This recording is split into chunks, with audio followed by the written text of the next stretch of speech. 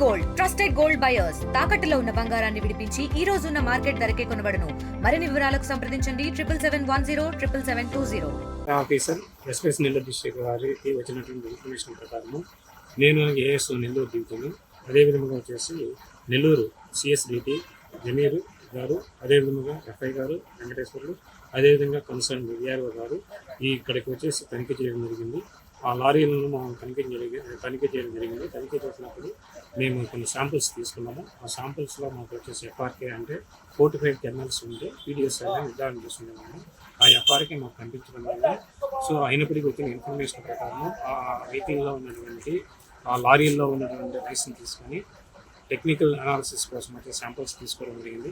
ఈ శాంపుల్స్ని వచ్చేసి డిఎం ఆఫీస్కి పంపించేసి టెక్నికల్ అనాలిసిస్ వచ్చే రిపోర్ట్ ఆధారంగా ఒకవేళ పీడిఎస్ అని వస్తే మేము మళ్ళా సీజ్ చేసేసి పంచనామా కాండక్ట్ చేసేసి 6 రిపోర్ట్ని గౌరవ జిల్లా కలెక్టర్ వారికి నివేదిక ఇవ్వడం జరుగుతుంది.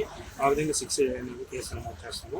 ఒకవేళ పీడిఎస్ కాదు అన్నట్లయితే సో డిస్ట్రిక్ట్ అడ్మినిస్ట్రేషన్ వారి యొక్క సూచన మేరకు వారి యొక్క ఆదేశాల మేరకు ఆ రిపోర్ట్ ఆధారంగా మళ్ళా బండ్లను రిలీజ్ చేయడం జరుగుతుంది.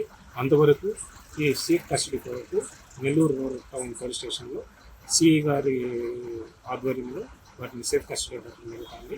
సేఫ్ కస్టడీ పెట్టుకొని అపాయింట్మెంట్ తీసుకుంటాము. రేపు morning DM civil supplies samples పంపించి టెస్ట్ నిర్ధారణ అయిన తర్వాత ఆ బండ్లను పంపించడం జరుగుతుంది.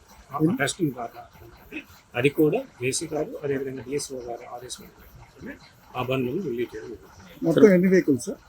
మొత్తం 5 వెహికల్స్ అండి.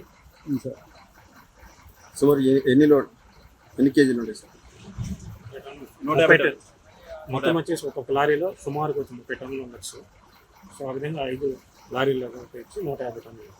మొత్తం 12 లారీల ఇన్ఫర్మేషన్ మాకైతే రాలేదండి. మేము వచ్చినప్పుడు ఇక్కడ చూసినప్పుడు కూడా మేము ఇమీడియట్గా మా ఆధ్వర్యంలో అదేవిధంగా ప్రెస్ పర్సన్స్ కూడా వచ్చారు, సాక్షి తర్వాత వేరే పర్సన్ ఏదో కూడా వచ్చారు. వాళ్ళ సంవత్సరంలోనే మేము చూడడం జరిగింది. మాకు వచ్చిన ఇన్ఫర్మేషన్ ప్రకారం ఇమీడియట్లీ మేము ఇక్కడ రావడం జరిగింది. ఇక్కడ వచ్చినప్పుడు ఆ లారీలు మాత్రమే గమనించాం.